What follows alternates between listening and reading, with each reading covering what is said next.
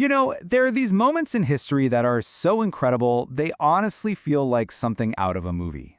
I'm talking about a small, outnumbered force staring down an unstoppable empire, with the fate of their entire nation just hanging in the balance. Well, that is the real story of the Battle of Stirling Bridge. So, let's get right into this absolute masterclass in tactics from way back in 1297. And really, this is the big question, right? When your opponent has more soldiers, more resources, pretty much more of everything, how can a clever plan completely flip the script? The answer, believe it or not, lies on a narrow wooden bridge in the heart of Scotland. Okay, so to really get why this battle was so important, we have to rewind a little and look at the chaos that was brewing. In the late 13th century, Scotland was, to put it mildly, a total mess. It was a kingdom in crisis, with a power vacuum that left it dangerously exposed. I mean, look at how fast things just fell apart. In 1286, boom, the king dies. Just 4 years later, his only direct heir is also gone. This power vacuum? Well, it was the perfect opening for England's King Edward I to step in and assert his dominance. But the Scottish people? They weren't having it. They resisted, and by 1297, the whole country was basically a powder keg ready to blow. But, you know, a crisis like this, it has a way of forging new leaders. And out of all that chaos, two guys in particular stepped up to lead the fight. Now, a lot of people think this was just the William Wallace show, right? But that's a huge misconception.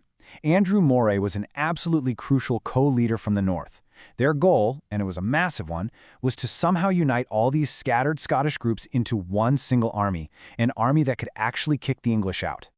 So, England's response to this little rebellion? Yeah, it was pretty predictable. Just send in the army and crush it. They sent this massive professional force marching north. And the commanders, well, they were so sure this whole thing would be over in a flash. So what you get is this classic David versus Goliath setup. On one side, you've got the Scots. They're outnumbered for sure, but they have brilliant leaders and they know the land like the back of their hand.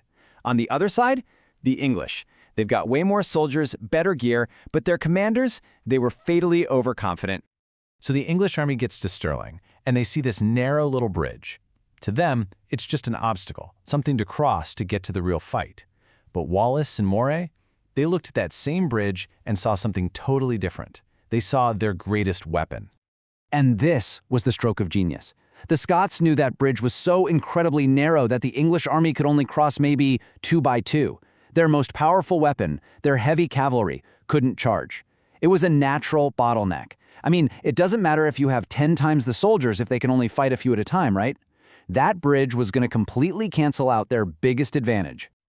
So their plan? It was just brutally simple, and they pulled it off with unbelievable discipline. First, they just waited, super patiently. They let a good chunk of the English army start crossing. Then, once they had enough of them on their side of the river, bam! The Scottish spearmen charge. They take control of the bridgehead, and just like that, the English vanguard is cut off. They're totally isolated with nowhere to go. And that's when the main Scottish army comes pouring down from the high ground and just slams into them.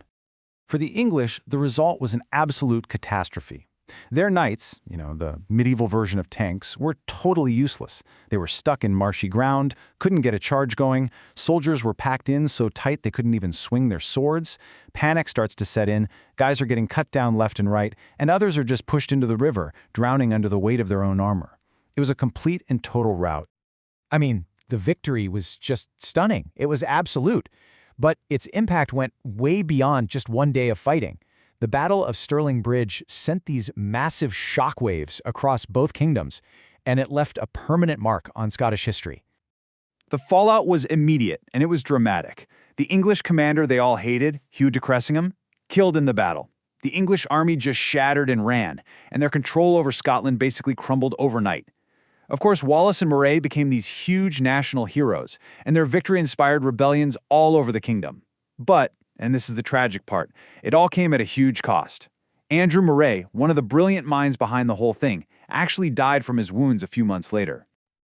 So in the end, Stirling Bridge was so much more than just a military win. It was a psychological victory.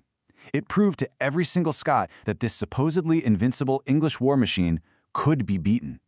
It was this powerful message that with courage, unity, and a really smart plan, they could fight for their freedom and actually win.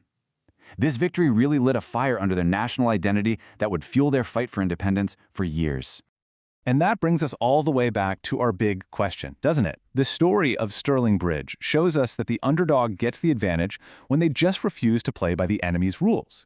It's when they use what they have, local knowledge, creativity, and even their opponent's own arrogance, and turn them into weapons. It's this timeless lesson, really, about how brilliant thinking can totally overcome brute force.